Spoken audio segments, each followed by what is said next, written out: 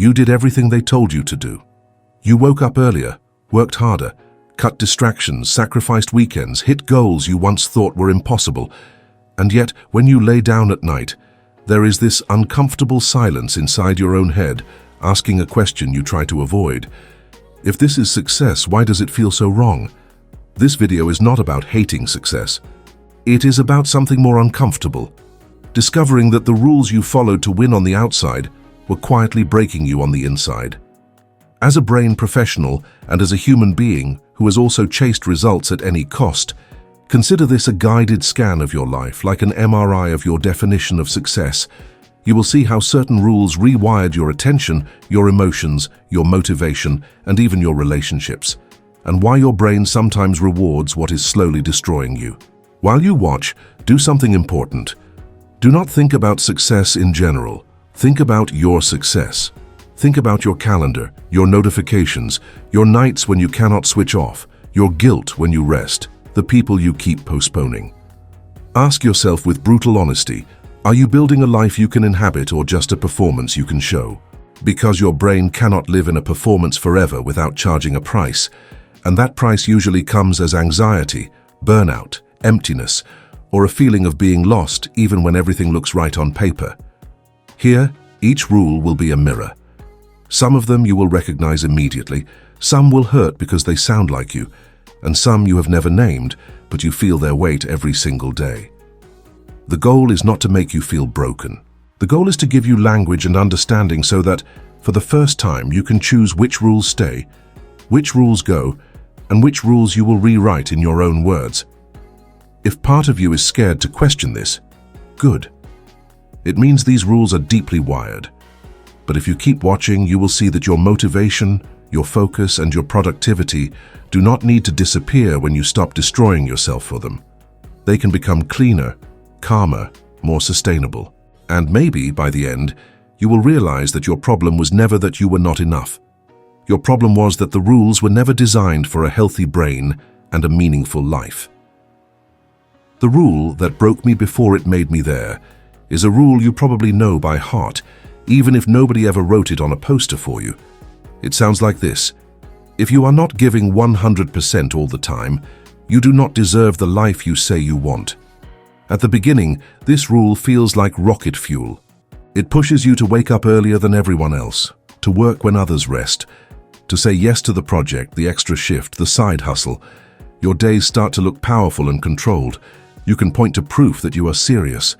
And little by little, you make an invisible promise to yourself: my worth will now be measured by my productivity.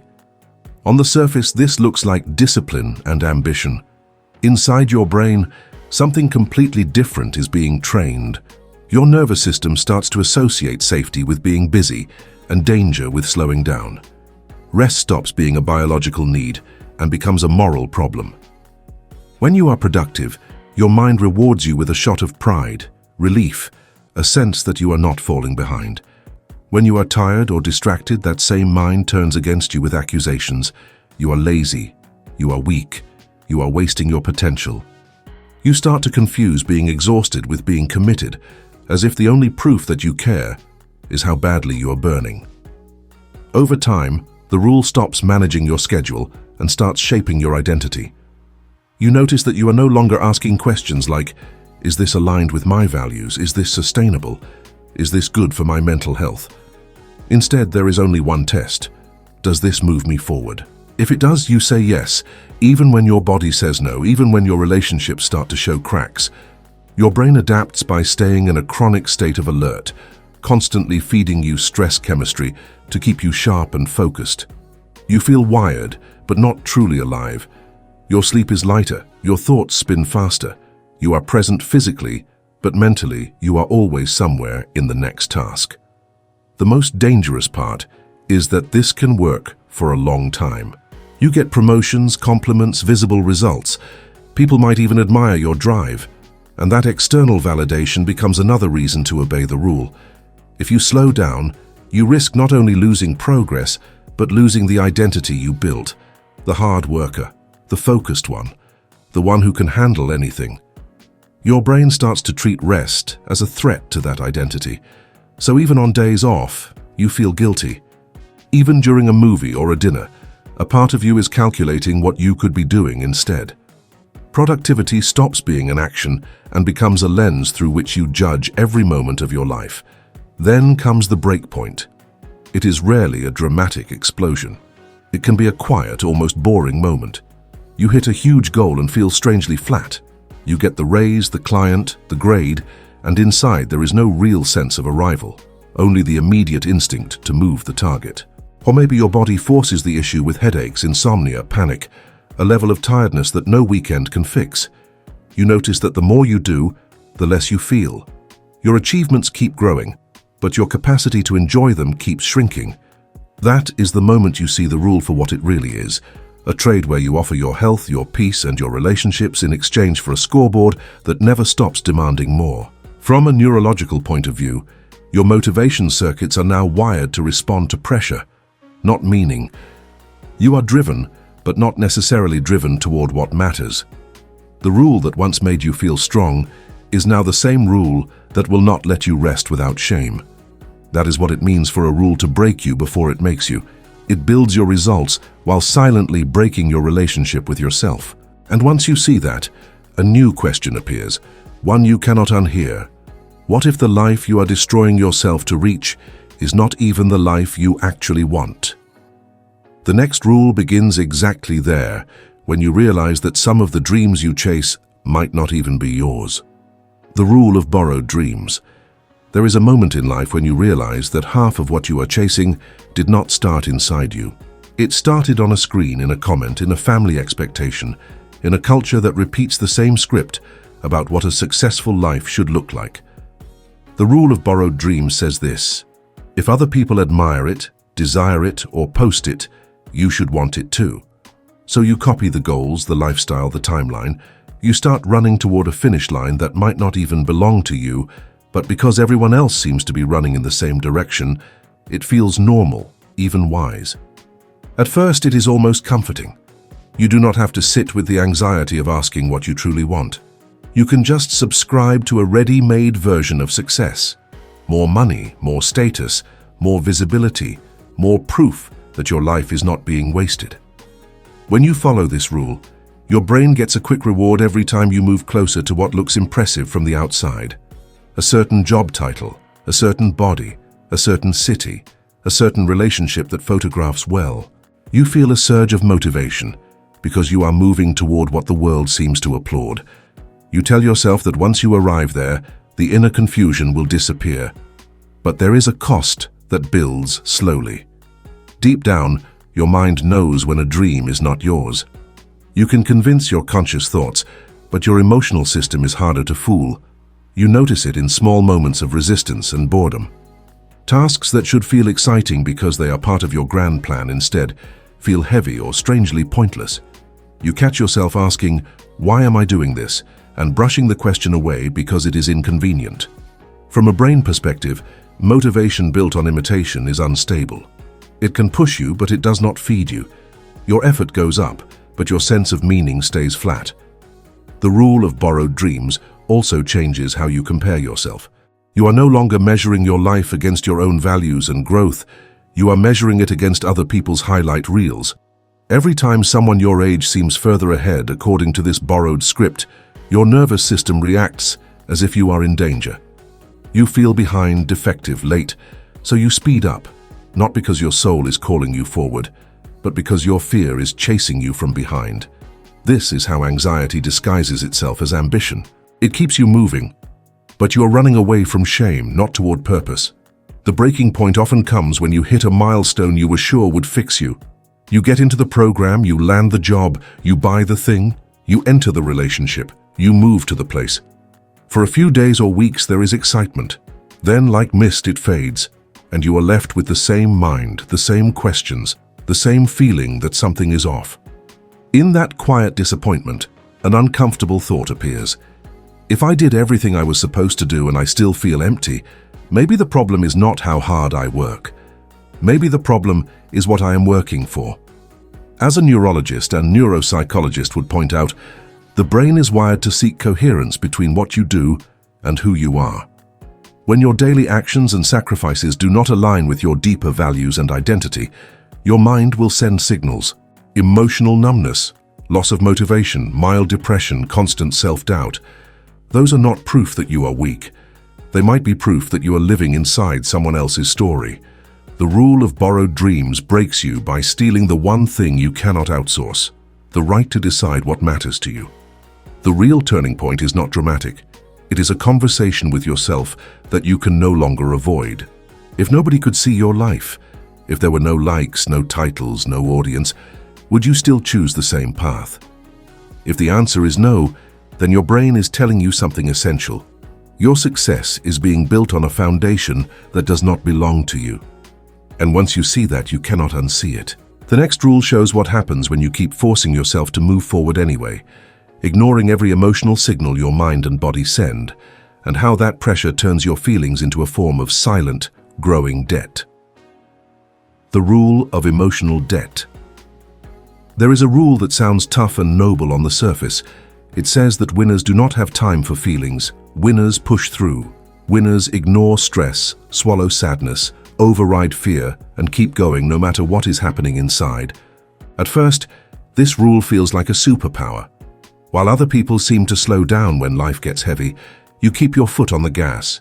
You work when you are tired, show up when you are hurt, smile when you are worried.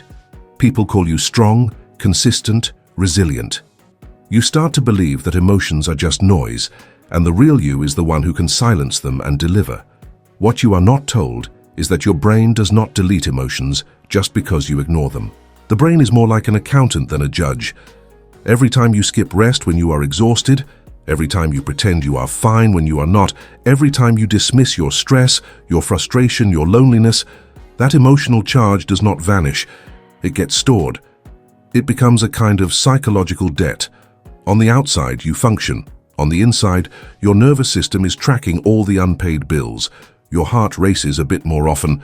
Your patience gets thinner. Your sleep becomes lighter. You start waking up tired even after a full night. Those are not random glitches. They are interest being added to the emotional debt you keep postponing. Because this rule tells you that feelings are a distraction, you start to misinterpret your own signals. Your lack of motivation is labeled as laziness, not as a sign of exhaustion. Your irritability is treated as a flaw, not as evidence that your system is overloaded. Your sadness is seen as weakness, not as a message that something important is being neglected. From a neurological point of view, suppressing these signals forces your brain into constant self-control mode. That is like driving with one foot on the accelerator and one foot on the brake all day. It burns energy at a frightening rate. You can still move, but everything takes more effort than it should. At some point, your body starts speaking louder because you did not listen when it whispered. Headaches, stomach issues, tension in your neck and shoulders, difficulty concentrating, random bursts of anxiety that do not match what is happening in the moment. You might even notice a strange numbness. Things that used to move you now feel distant. Achievements, compliments, even moments of rest feel flat. This numbness is not proof that you do not care. It is proof that your system has been flooded for so long that it has started to shut down sensations to survive. When emotional debt grows, the brain sometimes protects you by reducing what you feel, like dimming the lights in a room that is overheating. The rule of emotional debt breaks you in a very particular way. It convinces you that the problem is you, not the rule. You tell yourself that you are dramatic, that you are overreacting, that others handle more. So you double down, more pushing, more ignoring, more pretending. But the more you push, the more your inner signals escalate. It becomes a vicious loop. You feel worse, you ignore it, you feel even worse, you judge yourself harder. Motivation that once came from ambition now comes from fear. Fear of stopping, fear of collapsing, fear that if you slow down, all the pain you have been outrunning will finally catch up. There is a brutal truth here that a neuroscientist would insist on. You can break many external rules and still rebuild. You can change careers, end projects, move cities. But you cannot break the basic rules of your own biology without consequence. A brain that is never allowed to rest, process, and feel will eventually force the conversation, either through burnout, anxiety, depression, or a complete loss of direction. In that moment, it becomes clear that ignoring your emotions did not make you stronger. It only delayed the real work. The turning point in this rule is not when you collapse. It is when you decide to treat your emotions like data instead of defects. When you realize that feeling tired, sad, angry, or unmotivated does not make you less of a high performer, it just means your internal systems are sending you a report. You can still be ambitious and sensitive. You can still be focused and honest about your limits. You do not lose your edge by listening to yourself. You sharpen it. And once you see that, a new question appears. If your emotions are messages, what else have you been silencing? The next rule answers that by showing how productivity itself can be twisted into a weapon you use against your own value. The rule of weaponized productivity. There is a version of productivity that helps you build a life, and there is a version that quietly convinces you that if you are not producing, you do not deserve that life at all.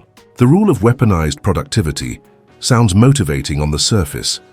It says that every minute must be optimized, every action must be purposeful, every breath must be moving you closer to a result. You start tracking your time, your steps, your habits, your output. The more you do, the better you feel about yourself. Productivity stops being a tool and becomes your main source of self-respect. In the beginning, this rule feels clean and powerful. You cut out distractions. You reduce empty scrolling. You plan your days with military precision. You see progress, and that progress becomes addictive. Your brain links that hit of achievement with your sense of identity. You are the productive one, the organized one, the person who always has a plan. But without noticing, a line gets crossed. Instead of using productivity to serve your values, you start using it to justify your existence. A day without visible output becomes a day where you feel like you failed as a person, not just as a professional or student. This is where the weapon forms. Every time you slow down, take a break, or simply have a lower energy day, the rule turns against you. It does not say you needed rest, it says you are slipping. It does not say you are human. It says you are falling behind. Your inner voice uses the tools of productivity like a hammer, hitting you with comparisons and accusations. Look at how much others are doing. Look at how much time you are wasting. Look at how far you still are from where you should be. The system you built to support your growth now runs a constant background trial, and you are always the one being judged. From a neuropsychological point of view, this is extremely costly. Your brain is not meant to operate in performance mode 24 hours a day. It needs cycles of intense focus and genuine recovery. When you treat every quiet moment as a problem to be solved, you keep your nervous system in a state of mild threat. The stress hormones that are supposed to help you handle real challenges stay elevated even during harmless situations. Over time, this erodes your ability to experience calm without guilt. You feel restless on days off, anxious during vacations, uncomfortable in silence. Productivity has colonized not only your work, but your capacity to just exist. The cruel irony is that weaponized productivity can actually make you less effective. Because your worth is tied to doing, you struggle to prioritize. Saying no feels dangerous because it would mean choosing to do less. So you overload your schedule, fill every gap, accept every challenge, not because each one matters, but because empty space feels like failure. Decision fatigue creeps in. Your thinking becomes more reactive and less creative. You might still be busy, but you are no longer strategic. The quality of your work drops even as the quantity stays high. On paper, you are still producing. Inside, you are slowly burning out. This rule also distorts how you see other people. When productivity becomes a moral metric, you may start judging those who move slower, rest more, or choose different priorities. A part of you might see them as less serious, less committed, less deserving. But under that judgment often hides envy. They seem to allow themselves something you have banned for yourself, the right to be valuable without constantly proving it. That envy is a clue that the rule is hurting you.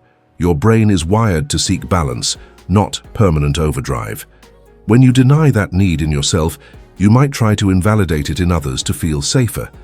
The real damage of weaponized productivity is this. It erases any separation between what you do and who you are. A failed project does not mean a failed attempt. It means you are a failure. A slow season does not mean a normal phase. It means you are losing your edge. This fusion is dangerous because it makes every setback feel like an attack on your identity. Your nervous system reacts as if your survival is at stake, even when the situation is simply a normal part of growth. That level of pressure is unsustainable. No human brain can thrive under a rule that treats every pause as a crime. The turning point with this rule comes when you start asking different questions. Instead of, "Did I do enough today?" you begin to ask, "Did I do what actually mattered?" Instead of, "How many tasks did I cross off?" you ask, "What did this cost my body, my mind, my relationships?" You realize that meaningful productivity is not about constant motion. It is about consistent movement in the right direction, with a nervous system that can handle the journey. You understand that rest is not the opposite of productivity. It is the foundation that makes real focus possible. Once that clicks, something shifts. You are no longer interested in using productivity as a weapon to beat yourself into performance. You want to use it as a structure that protects your attention and energy. You still care about results, but not at the price of self-contempt. You begin to separate your value from your output, and in that separation, the weapon loses its power. That is when another truth becomes visible. Even if you master productivity, your life can still feel empty if the price you pay is silence in your relationships. And that is exactly what the next rule exposes. The rule of silent relationships. There is a rule in the productivity world that sounds smart and efficient. Cut distractions, protect your focus. Surround yourself only with people who add value. On the surface, it feels like a logical upgrade. You tell yourself that serious goals require ruthless boundaries, and that anyone who does not fit the plan needs to be muted, postponed, or removed. You start answering fewer messages, skipping calls, declining invitations. You are always too busy. You reassure yourself that this is temporary, that one day you will have time again, but slowly, without making a conscious decision, you begin to trade conversations for notifications, connection for convenience, human presence for progress. At first, it almost feels good. Your calendar looks cleaner. Your days feel more controlled. You experience longer stretches of uninterrupted focus, and your brain loves that. You get more done, you move faster, your projects advance. Every time you say no to a social interaction, you can point to something tangible you produced instead. It feels like proof that you are disciplined and serious. If someone complains that you are distant, you have a ready answer. You are just busy building a future. You tell yourself that the real friends will understand, that the people who matter will still be there later. And because you are still surrounded by people online, you barely notice how quiet your life is becoming offline. What you cannot see immediately is what this does to your nervous system. Humans are wired for connection.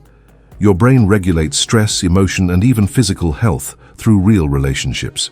When you cut down those interactions, not just the superficial ones, but the deep, messy, time-consuming ones, you remove one of your most powerful forms of regulation.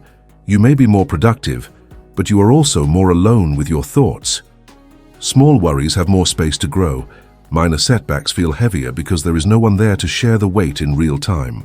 You can sense your world narrowing, but the rule tells you that this is what sacrifice looks like, so you ignore the discomfort. Silent relationships do not disappear overnight. They fade. Conversations become shorter and more practical. Jokes are replaced by quick updates. You start telling people we need to catch up and never following through. The people who used to know your inner life only see the result, the highlights, the output. Your emotional reality goes underground. And because your brain is still hungry for connection, it pushes you towards easier, faster substitutes. Scrolling, lurking, watching other people's lives instead of participating in your own. You are surrounded by content and starving for contact, but it is easy to miss this gap because on a screen the two can look almost the same. There is a moment that often exposes this rule. It might be a tough day, a health scare, a failure, a sudden wave of loneliness. You go to your phone to reach out, and you hesitate. Not because there is no one there, but because you are not sure who you can message without it feeling strange. Too much time has passed. Too many messages left unread. Too many cancelled plans. In that pause, a painful realization lands. You did not lose your relationships in a dramatic explosion. You lost them in a series of small silences, each one justified by productivity. You were building a future while letting the people who would have made that future meaningful drift quietly away. From a neuropsychological perspective, this isolation has a direct cost. Social connection helps your brain buffer stress and recover from pressure. Without it, your system has to work harder to stay balanced. You become more vulnerable to anxiety, rumination, and burnout. When something goes wrong, there is no shared nervous system to help you calm down. You carry every spike of fear and shame alone. Over time, this can make you more irritable, more numb, or more dependent on work as your only stable source of control. Work becomes not just what you do, but where you hide from the discomfort of feeling disconnected. The rule of silent relationships breaks you by convincing you that people are optional, extras in the movie of your success, instead of core infrastructure in your mental health. You end up with achievements that look good from a distance and a life that feels strangely hollow up close. You may still care deeply about the people in your life, but care without time, presence, and attention does not register as connection in the brain. It registers as longing, and longing, when ignored, often turns into resentment, either toward others for not understanding your journey or toward yourself for realizing what you sacrificed. The turning point with this rule is not a grand reconciliation scene. It is a decision to stop lying to yourself about the cost of silence, to admit that the version of success where you are celebrated by many but known by almost no one does not actually feel like success. When you allow that truth in even a little, your priorities start to shift. You begin to see messages as opportunities, not interruptions. You recognize that a call with someone who loves you can regulate your nervous system more effectively than another hour obsessing over your goals. You understand that the relationships you maintain while building your future are not in the way of your success. They are the proof that your success is still human. And once you see that, another question appears that you can no longer ignore. If your relationships can vanish quietly while you are busy chasing more, what else might be disappearing in the background? The next rule answers that by revealing the subtle, almost invisible losses that accumulate when every minute of your life is turned into a productivity asset. The rule of invisible losses. There is a kind of rule that never sounds dangerous when you say it out loud. It sounds efficient, even wise. Make every minute count. Always be doing something useful. Never waste time. On paper, this rule looks harmless, almost harmless enough to put on a coffee mug. In practice, it quietly rearranges the entire texture of your life. You stop doing things that do not have a clear outcome. You avoid activities that cannot be measured, optimized, or monetized. At first, nothing seems wrong. Your days feel tighter, more organized, more purposeful. You are eliminating what looks like excess. But in the background, something important is being erased. The first things to go are usually the small, unplanned joys. Sitting with a coffee and letting your mind wander. Listening to music without doing something else at the same time. Reading a book that has nothing to do with your goals. Walking without a podcast, without tracking steps, without turning it into a productivity hack. You tell yourself that you will bring these back later, when you have more time. Right now, you are in a season of focus. Your brain adapts quickly. The more you treat these moments as expendable, the less your mind even reaches for them. You become used to constant input, constant tasking, constant forward motion. Silence and stillness stop feeling like rest and start feeling like awkward gaps you need to fill. Then creativity starts to shrink, but not all at once. You notice that your ideas feel more repetitive, more mechanical. You can execute, but you rarely surprise yourself. When you are always consuming content or chasing tasks, your brain has less space to connect dots in new ways. Many of the best insights and solutions emerge when the mind is not directly trying to be productive, when it is allowed to wander and reorganize information in the background. By cutting out unstructured time, you unintentionally cut off one of the main sources of originality. Your life becomes efficient but predictable, streamlined but less alive. You are not just losing time, you are losing dimensions. Hobbies and play are often the next casualties. Activities that once made you lose track of time now feel unjustifiable. Painting, playing an instrument, gaming, cooking slowly, learning something just because it is interesting. The rule whispers that these things have no real payoff, that they do not move the needle. You may keep a few of them in a minimal token way, but they are the first to be sacrificed when pressure increases. From a neurological standpoint, this is costly. These seemingly useless activities are powerful regulators of your nervous system. They create states of flow, joy, and relaxation that reset your stress response. Without them, stress accumulates faster and clears more slowly. The losses do not announce themselves with alarms. They show up in subtle emotional shifts. You feel more impatient in lines, more irritated by small delays, more uncomfortable when plans change. Your tolerance for unstructured moments shrinks. Even when you technically have time off, you feel compelled to fill it with something productive or at least distracting. You might find it harder to be fully present in conversations that do not have an obvious purpose. A part of you is always scanning for what else you could be doing, what else needs to be optimized. Life begins to feel narrower, more like a corridor than an open space. You have direction, but you have less room to move. There is usually a moment when the invisible losses become visible, and it often happens when you finally get a little free time. A holiday, a long weekend, a cancelled plan. You expected to feel relieved, excited, grateful. Instead, you feel strangely restless and empty. You sit there and realize you do not know what to do with yourself if you are not working, consuming, or achieving. The activities that used to bring you joy feel distant or exhausting to even start. In that realization, something sinks in. The rule did not just take your spare hours, it took your ability to enjoy them. You have become so used to treating life as a project that you forgot how to inhabit it as an experience. From a brain perspective, this is a sign that your reward system has been hijacked. You have trained your mind to associate satisfaction almost exclusively with progress and external results. Anything that does not produce a visible return feels unimportant, even if it is exactly what your mental health is starving for. Over months and years, this can lead to a quiet form of burnout, where you are not just physically tired, but emotionally undernourished.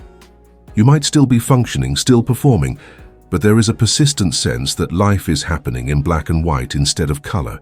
The rule of invisible losses breaks you not with one big dramatic sacrifice, but with 1,000 tiny cuts. A walk you did not take, a laugh you hurried past, a moment of curiosity you shut down because it did not fit the plan. None of them look dangerous alone. Together they remove the spontaneous, unproductive, deeply human parts of your existence. You end up with a life that is technically full, yet emotionally thin, impressive from far away, strangely empty from close up.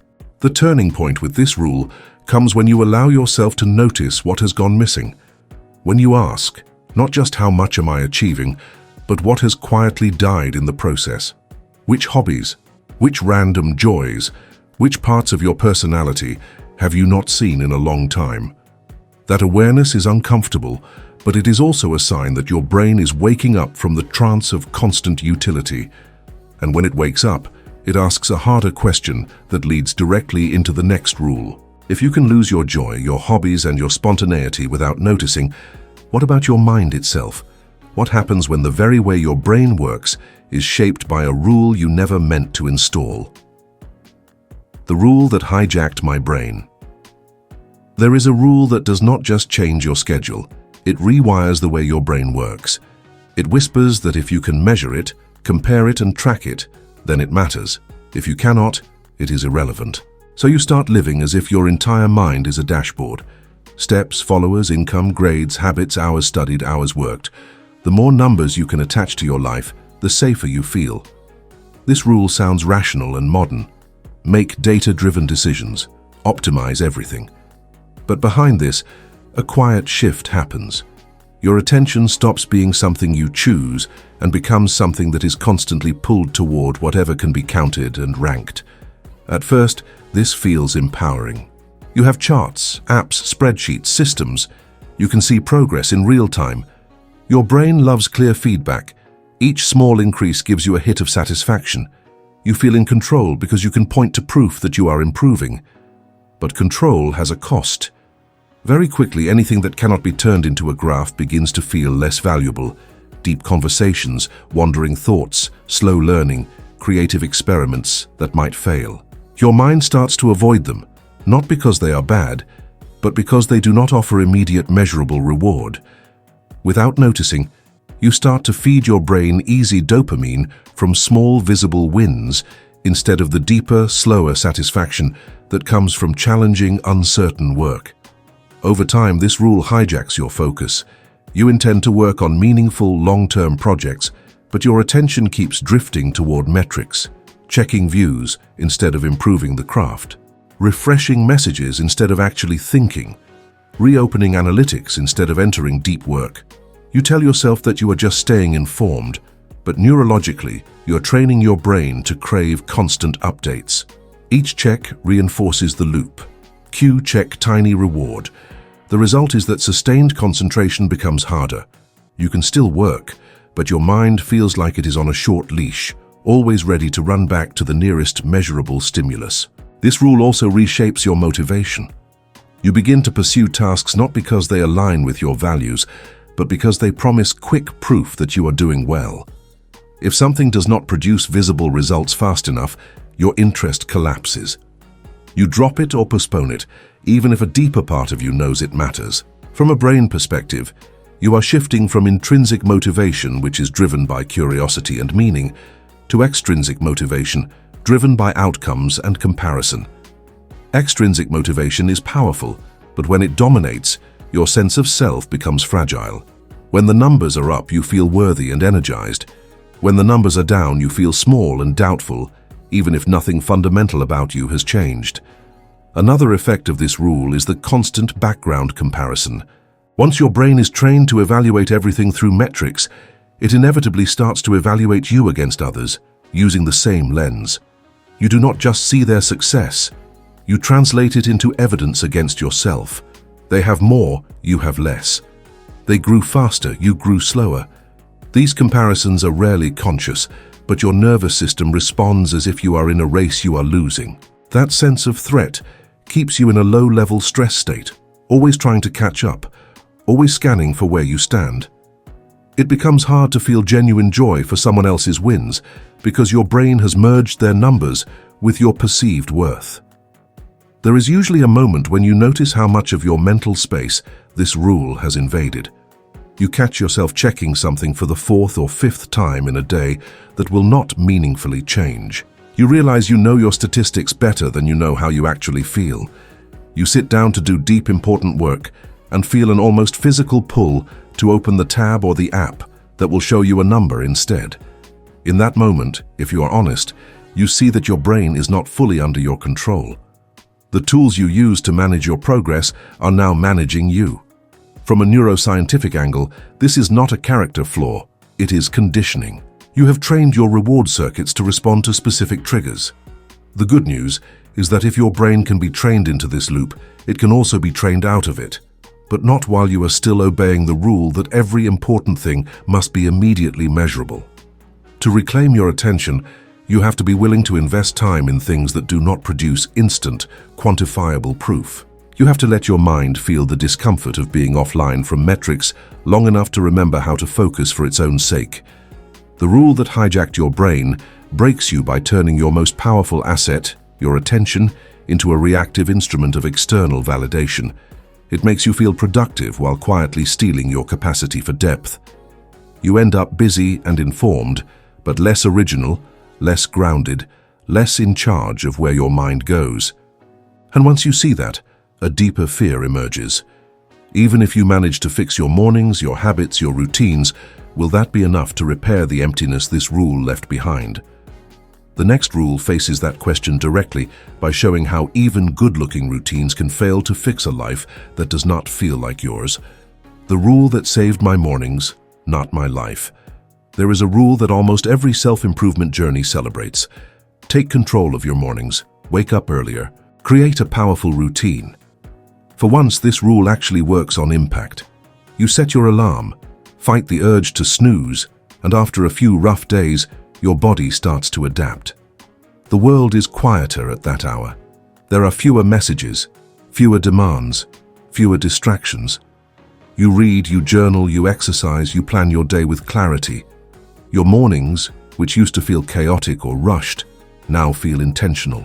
You can point to that part of your life and say with confidence, "Here I am doing things right." The effect on your brain is real. Starting the day with structure gives your nervous system a sense of predictability. You reduce decision fatigue by front-loading certain choices. Your stress response is calmer because the day does not begin with panic. You get a small but meaningful dose of dopamine from completing those early tasks, which can give you momentum. People around you notice you seem more focused, more grounded. You feel a quiet pride when you look back on the last month and see how many mornings you showed up for yourself. For a while, it is easy to believe that this rule is the missing piece, the one habit that will fix everything. But then something strange happens. Your mornings look better than ever, yet the rest of your life still feels off. You close your journal and step into a day that does not match what you just wrote. You meditate and then spend the next 12 hours ignoring what your own mind told you it needs. You drink water, move your body, read a few pages of a good book, and then go right back into the same patterns of overcommitment, people-pleasing, and chasing goals that do not feel like yours. The first hour of your day belongs to the person you want to become. The remaining hours belong to every old rule you have not questioned yet. From a neuropsychological perspective, this creates a kind of split identity. One self exists in the early morning, reflective, intentional, values-driven. Another self takes over afterward, reactive, pressured, hyper-focused on external expectations. Your brain does not benefit much when there is such a sharp disconnect between how you start your day and how you actually live it. The morning routine becomes a ritual of hope, not a mechanism of real change.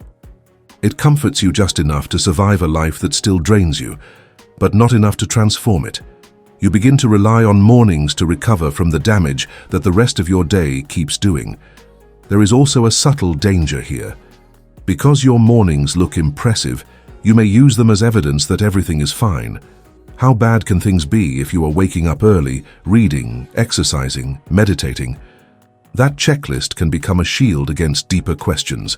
You can point to your routine and say, "See, I am disciplined, I am taking care of myself," which makes it easier to ignore signs that you are unhappy, misaligned, or exhausted. The brain loves simple explanations, and a solid routine is a very attractive one. It feels like proof that you are on the right path, even if a quieter part of you knows that outside those first hours, you feel lost. You may notice this most sharply on the days when the routine goes perfectly, and yet your mood still crashes. You did everything right. You followed all the steps, and by afternoon or evening, you still feel empty, frustrated, or disconnected. That is the moment when the illusion cracks. You realize that no matter how perfect your morning is, it cannot make up for a job that is slowly killing your curiosity, a relationship that drains you, a schedule that never lets you rest, or values you keep betraying. The problem is not the first 90 minutes of your day. The problem is the story you are living in the next 14 hours. From a brain standpoint, this is the difference between regulation and alignment. A good morning routine helps regulate your system. It calms, focuses, prepares you. Alignment is something else. It is when your actions, across the whole day, match what your deeper self knows is right for you. Regulation without alignment is like upgrading the software on a device that is still running the wrong program. Everything may run smoother, but it is still moving in a direction that does not fit. Eventually, your emotions will point this out, through dissatisfaction, apathy, or a constant sense that life is not quite yours. The rule that saved your mornings but not your life breaks you in a quiet, almost polite way. It gives just enough improvement to keep you functioning, maybe even high-performing, while the core issues remain untouched. It becomes a way to cope with a life you have not dared to redesign. You start to think that if you could just wake up earlier, stack more habits, optimize your routine even further, then the deeper anxiety, confusion, or emptiness would disappear. But those feelings are not a sign that your morning is broken. They are a sign that your life is asking for a different level of honesty. The turning point comes when you stop asking, "How can I make my morning routine more powerful?" and start asking, "What would it look like for the rest of my day to be even 10% more honest with what I write in that notebook?" Maybe it is one boundary, one conversation, one project you drop, one small act that brings your daytime behavior closer to your morning intentions. That is where real change begins. Because the ultimate goal is not to have a perfect start and a misaligned life. The goal is for the person who wakes up early, reads, reflects, and sets intentions to be the same person who makes decisions at noon, at 4 p.m., at midnight. Once that realization lands, another question follows like a shadow. If your future keeps being built from days that do not match the person you are trying to become, what kind of life are you moving toward?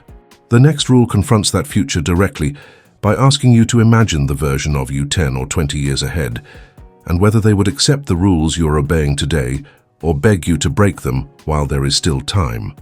The rule my future self rejected. There is a rule that sounds almost heroic when you hear it. Sacrifice now, live better later.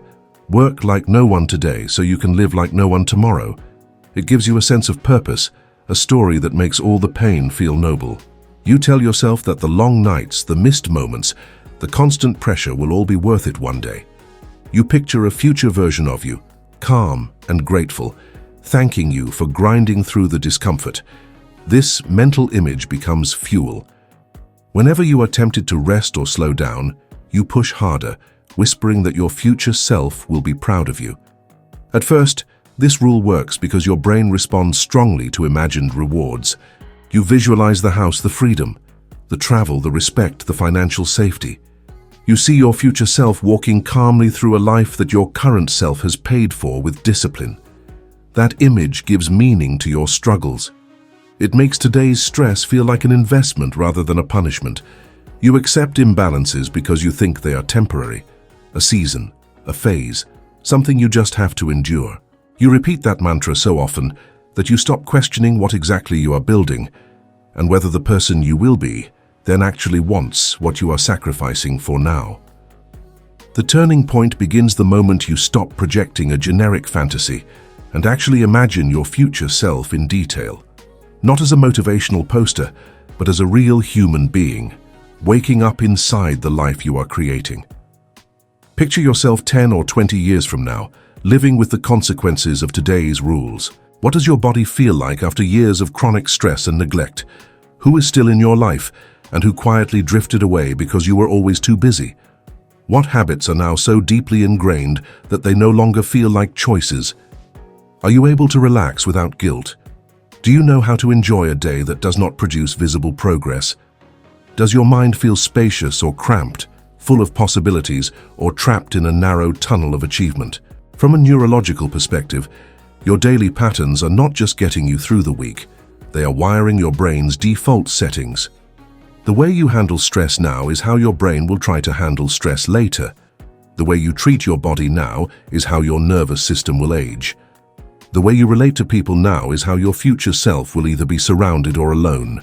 When you look at it this way, the rule of sacrifice now, live later stops being an abstract slogan and starts being a construction plan.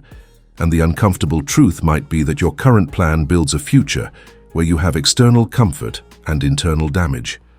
A bigger house with fewer people in it, more money with a nervous system that cannot relax long enough to enjoy it. The rule my future self rejected is the one that assumed pain was automatically meaningful just because it was intense.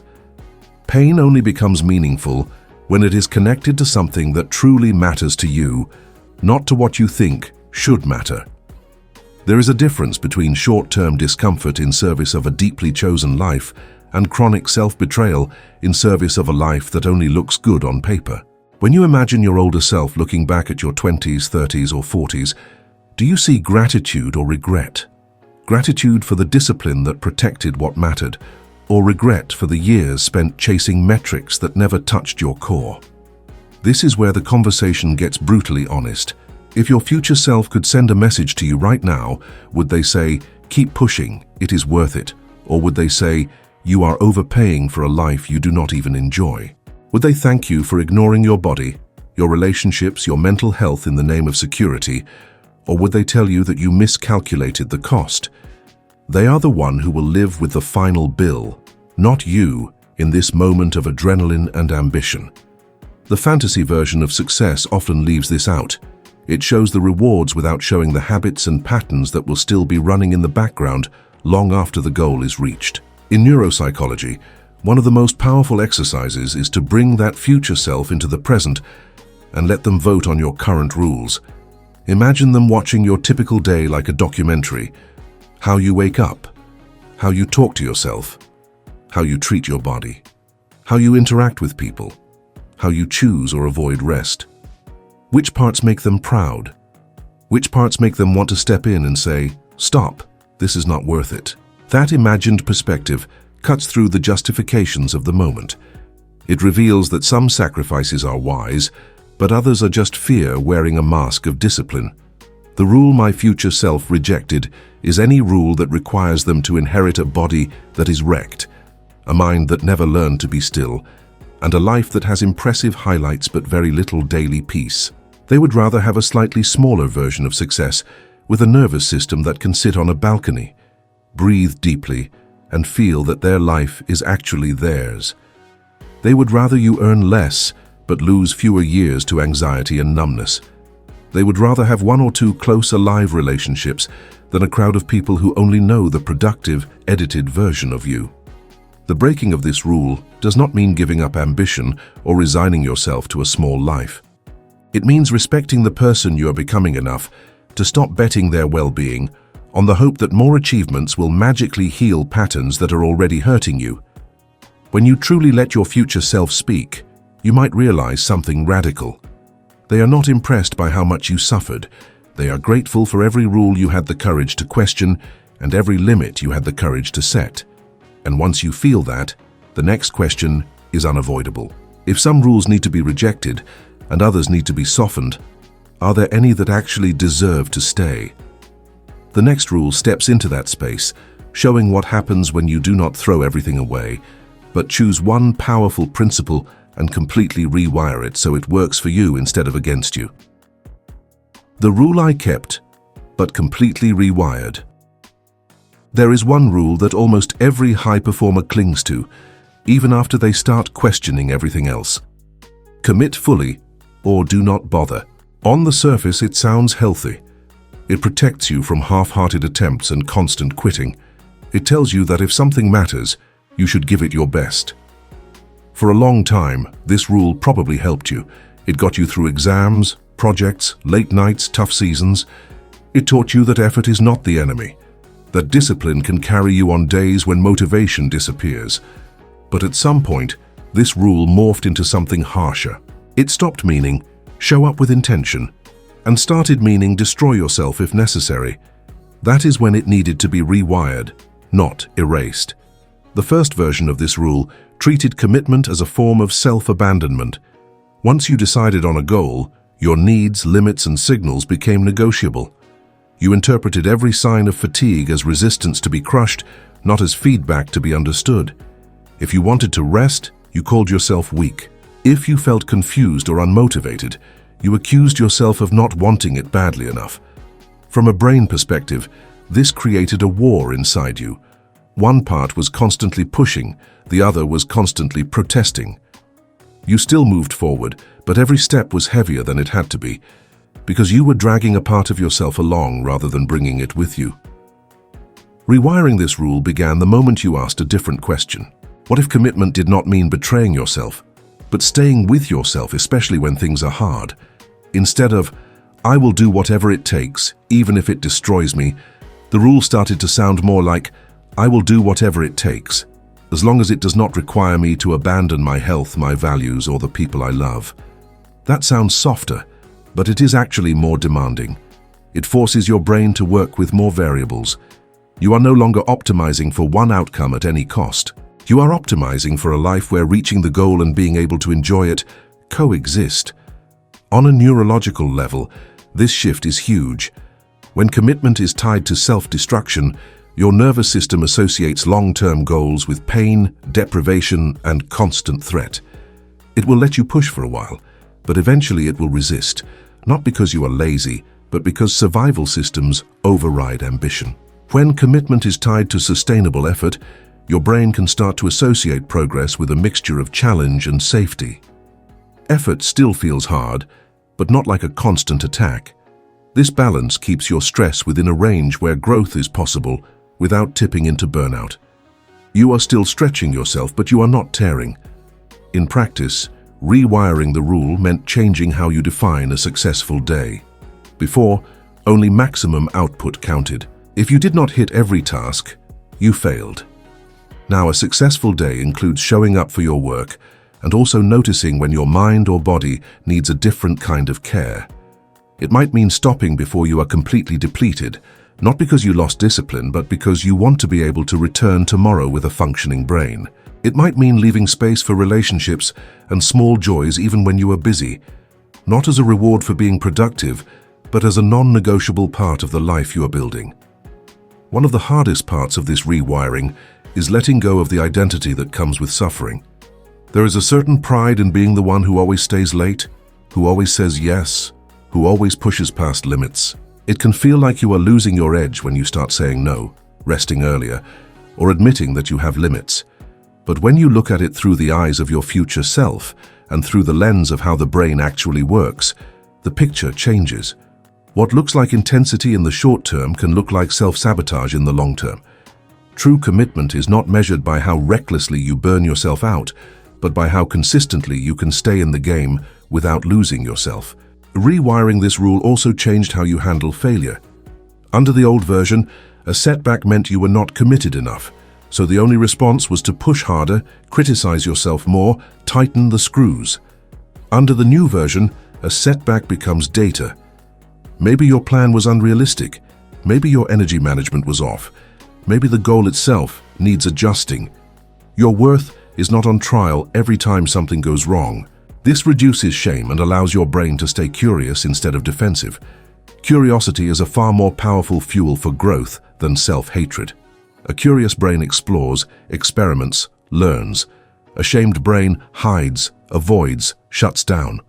The rule you kept but rewired becomes something like this. Commit deeply but not blindly. Work hard, but not at the cost of your nervous system.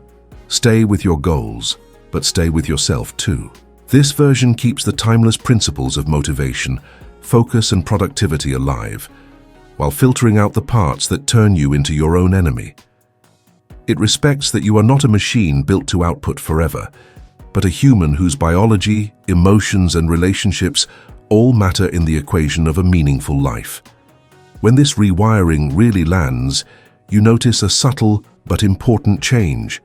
You no longer fear that easing up slightly will make everything collapse. You trust that sustainable effort can take you further than desperate overdrive. You accept that some days will still be intense, but they do not have to be violent toward yourself. Commitment stops being a threat and becomes a promise. A promise that you will show up for your goals and also show up for your own well-being. And once this rule is rewritten, a final realization becomes unavoidable. If one rule can be transformed from something that almost destroyed you into something that actually protects you, then maybe success itself needs the same treatment. Not rejected, not worshipped, but completely redefined. The last chapter is where all of these rules converge into one decisive moment, the day you stop letting success be something that happens to you and start choosing what winning actually means in a life you can stand to live. The day I redefined winning. There comes a point when the noise finally becomes too loud to ignore. Not the noise outside, but the noise inside your own head. All the rules you followed, all the sacrifices you made, all the metrics you chased are still there. But something has shifted. You look at your life the way you would look at a stranger's timeline. From the outside, it is a success story.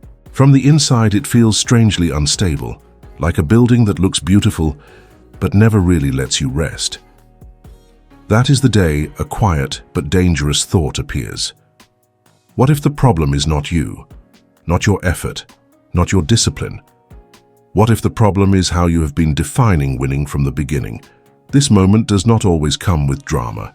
Sometimes it is as simple as sitting alone after a big achievement and noticing how little has actually changed in how you feel. The number is different, the title is different, the recognition is different, but your baseline experience of being you is almost the same. The anxiety did not vanish. The restlessness did not disappear. The self-criticism did not retire. Your brain did not suddenly become calm just because you hit a goal. And in that gap between expectation and reality, you see the truth. You have been treating success like a medicine for problems it was never designed to cure. You were asking external wins to fix internal wounds. From a neuroscientific angle, this realization makes sense. Achievements give you a spike of reward, a surge of dopamine and satisfaction. But like any spike, it fades. Your brain quickly normalizes the new level and starts looking for the next thing. If your entire definition of winning is built on chasing those spikes, then success will always be a moving target. You will never feel done, never feel enough, never feel safe. The system is designed to keep you running. Redefining winning means stepping outside that loop for a moment and asking a different set of questions. Not just, what do I want to achieve, but what kind of nervous system do I want to live inside? What kind of relationships do I want to come home to? What kind of thoughts do I want to hear when I spend a day alone? The day you redefine winning is not about changing everything at once. It is about changing the scoreboard. You start measuring things you used to ignore. How often you can say no without drowning in guilt. How many days you go to sleep feeling present instead of just exhausted. How many conversations you have that are not about work, performance, or plans. How frequently you move your body because you care about it, not because you are punishing it. How honest you are with yourself when something is not working. These are not glamorous metrics. They do not fit easily into a bio or a resume. But your brain and your future self care about them far more than the numbers you show the world. On that day, success stops being a distant event and becomes something you can experience in small pieces right now. A successful day is not just one where you crushed your tasks. It is one where your actions respected your values and your biology. You can still aim for big things. Ambition does not die. It just gets rooted in something deeper than fear and comparison. Motivation comes less from trying to outrun your own inadequacy and more from wanting to build a life that feels coherent, where the person people see from the outside is not completely different from the one who lives in your head. Redefining winning also changes how you relate to time. Before, the future was a place where everything would finally be okay.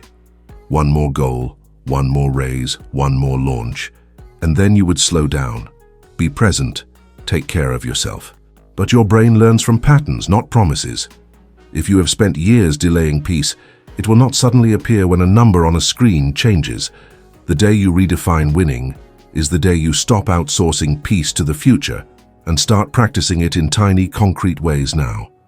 A 5-minute pause where you actually feel your breath, a meal without distraction, an evening where you let yourself enjoy what you have instead of only obsessing over what is missing. They sound small, but to a nervous system that has lived on stress and striving, they are revolutionary. There is a moment, often quiet and private, when you realize what you are truly afraid of. Not failing by the old definition, but succeeding by it and still feeling empty. That fear is a compass. It tells you that you are ready to choose a different version of winning, one where you refuse to sacrifice your mind, your body, or your relationships on the altar of an image. You start asking, what does a win look like that my brain and body can sustain for years? What does a win look like that the people I love can celebrate with me instead of paying for it in my absence?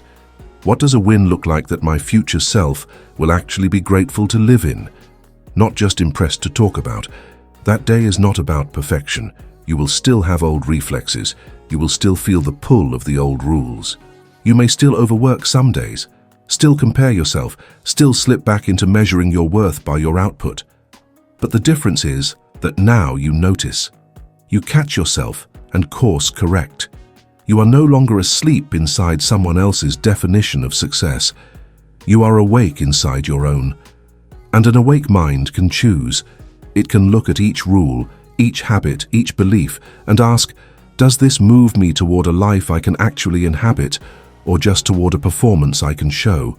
Redefining winning does not mean you stop caring. It means you care in a cleaner way. You still chase meaningful goals, but you no longer abandon yourself to reach them. You still value hard work, but you refuse to call self-neglect a virtue. You still admire achievement, but you admire inner peace, emotional honesty, and real connection just as much. Your scoreboard expands, and with that expansion comes a quiet strength. You become harder to manipulate, harder to derail, harder to impress with superficial success that costs too much on the inside. In the end, the most radical thing you do is simple. You decide that a successful life is not one where you never break a rule. It is one where you are willing to break any rule that demands you abandon your own mind, your own body, or your own heart. You choose rules that let you win in a way that feels like living, not just performing. And once you make that decision, every other choice becomes clearer. Not easier, but clearer. You finally understand that the meaning of success was never given to you. It was always something you were meant to define.